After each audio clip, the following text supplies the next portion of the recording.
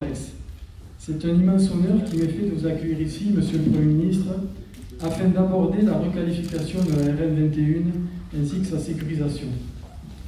L'objet de votre visite aujourd'hui dans notre commune est une avancée considérable pour les Hautes-Pyrénées et je pense que les discours qui suivront ne nous contrediront pas. Nous savons combien les temps sont longs lorsque nous, élus, sommes demandeurs d'aménagements conséquents pour le bien d'un territoire. Un beau territoire où le département, sous l'impulsion du président Michel Pédieu et l'agglomération présidée par Gérard Trémège, ne cesse d'œuvrer pour un meilleur quotidien des populations qui y vivent. Cette proximité souhaitée par les acteurs locaux ici présents dans cette salle se concrétise, est concrétisée et honorée par votre présence, Monsieur le Premier ministre. Pour conclure, je voudrais remercier Monsieur le Préfet des Hautes-Pyrénées, Madame la Secrétaire Générale et leurs services, ainsi que les services du département, d'avoir pris en considération la problématique que vivent chaque jour la commune d'Orlex et les communes environnantes.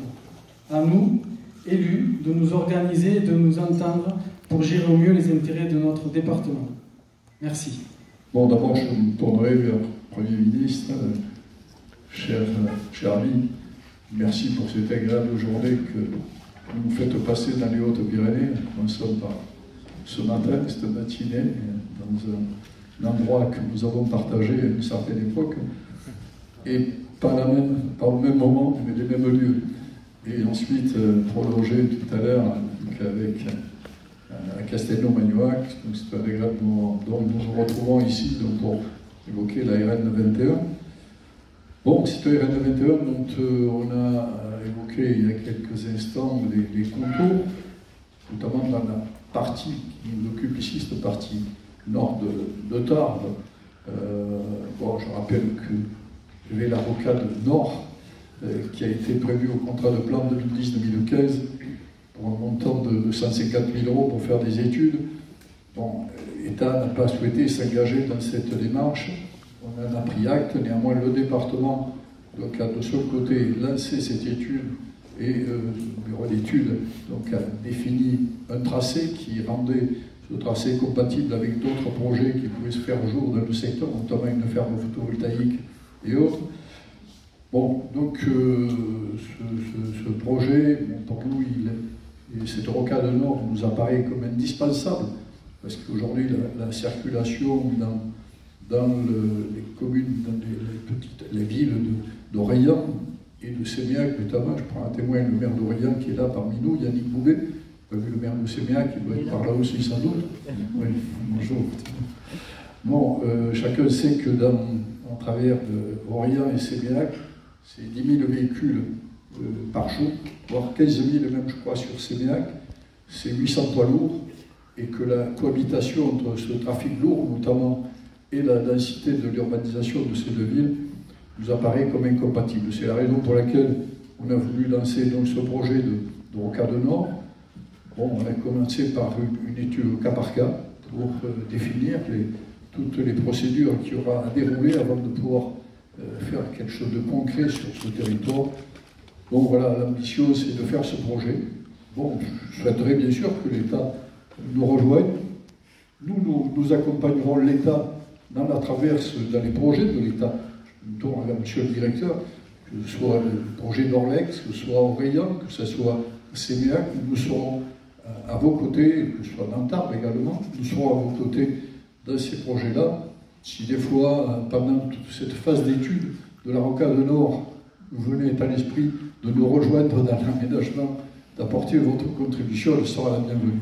Mais quoi qu'il en soit, le département est déterminé à faire aboutir ce projet. Bien sûr, on sait qu'on a un certain nombre d'obstacles à franchir, et notamment toutes les considérations environnementales sur lesquelles je ne veux pas revenir parce que je serais un peu méchant, impertinent. Alors, j'en reste là.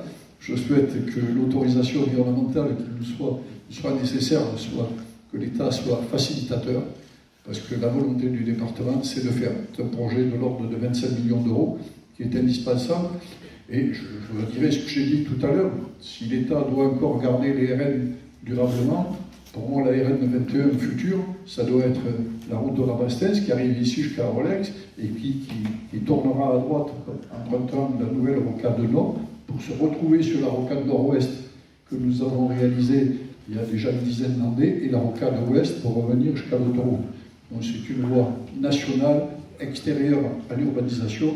Le département prendra le relais sur la route nationale aujourd'hui qui se déroule dans Tarbes jusqu'au boulevard Kennedy. Donc voilà, c'est une proposition que je formule, que j'espère qu'on pourra mener à son terme. Donc, après ces problématiques de la RN 21 ici, au nord de Tarbes, donc Royan, Sénéac et l'agglomération tarbaise, de là on va repartir sur Lourdes. Et bien sûr, bon, c'est à ce contrôlement d'année. Bon, c'est un dossier ancien. Je vous l'ai dit dans la voiture, moi j'aurais souhaité qu'à l'époque, une certaine époque, ça soit traité comme une bretelle autoroutière. Malheureusement, ça ne l'a pas été, ce qui nous amène aujourd'hui à y passer beaucoup de temps. Et depuis, les procédures ne se sont pas simplifiées pour mener ce type de projet. Donc, bon, j'ai fait plusieurs fois des offres de services à l'État, compris même d'être maître d'ouvrage de cet aménagement pour le faire avancer plus vite. Bon, cette idée, cette hypothèse de travail n'a pas abouti. Bon, on a contractualisé en 2010 sur la base d'un projet à 32 millions d'euros. En 2014, ce projet est passé de 32 à 40. Bon, l'addition était un peu lourde, surtout dans une époque où le BT0 n'avait pas forcément augmenté beaucoup, mais refermons la parenthèse. En 2017, on est passé à 70 millions d'euros et il y avait même une option à 100 millions d'euros, bon, ce qui devenait quand même certainement inacceptable pour nous, pour les finances du département. Bon, on est revenu à un projet à 57 millions d'euros et puis bon, il a subi encore une dernière actualisation. Nous avons eu des échanges tout à fait aimables malgré tout, je le dis, parce que je vous apprécie aussi beaucoup, monsieur le préfet de région. Bon, nous sommes remontés à 76 millions, toutes taxes comprises. Donc de là, nous avons négocié assez fermement, mais je crois efficacement, avec la volonté d'aboutir. Donc nous sommes engagés sur une participation à hauteur de 17 450 000 euros sur ce contournement d'année. Je crois que la région s'aligne sur notre proposition. Et donc, sur ces bases-là, bon, aujourd'hui, le département et la région apporteront, je crois, 46% et l'État, 54%. Donc voilà, bon, heureux quand même de conclure cet accord. Je formule le souhait que, bien sûr, ce projet avance parce qu'il est indispensable quand même dans ce secteur du département. Je crois que la liaison Tarbes-Lourdes mérite d'être terminée. Je crois que le maire de Lourdes me dise le contraire. Donc, cet aménagement, les conditions, je crois, sont réunies tout dans la volonté politique de l'État et du département et de la région, bien sûr, d'aboutir. Et c'est pour ça que nous sommes aujourd'hui ici pour signer ce contrat, cet accord. Merci encore, monsieur le Premier ministre. Très heureux de participer à cette signature. Je représente ici Carole Delga, que vous avez vu il y a 2 ou 3 jours, si j'ai bien compris, dans le Gers. Je ne vais pas vous refaire l'historique. Michel Pélieu, qui est un homme des routes de sa profession, de par sa profession, il vous a donné toute l'explication. Moi, je vais faire bref. Je veux vous apporter, justement, vous dire, et vous le savez très bien, que la région... elle tient ses engagements à hauteur de ce qu'a expliqué le président du conseil départemental, 17 millions et un peu plus.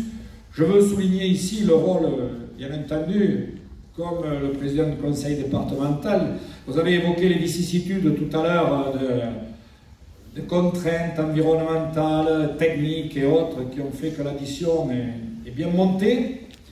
Bon, l'État a fait un effort particulier. Et c'est là que je salue l'action des préfets et sans doute peut-être la vôtre également. Je sais que vous êtes attachés au développement du territoire, et pour l'économie départementale, on a également besoin de ce type d'équipement. Idem pour la liaison aérienne et l'effort que vous pouvez faire, plus vous le ferez, mieux vous serez considéré, vous savez. Mais là également, ce sont des équipements structurants qui nous sont indispensables dans ces territoires que je qualifierais de ruraux, et ça vous le savez très bien. Alors justement, si vous pouviez revenir pour faire avancer certains projets, vous serez toujours le bienvenu en Bigorre. Merci.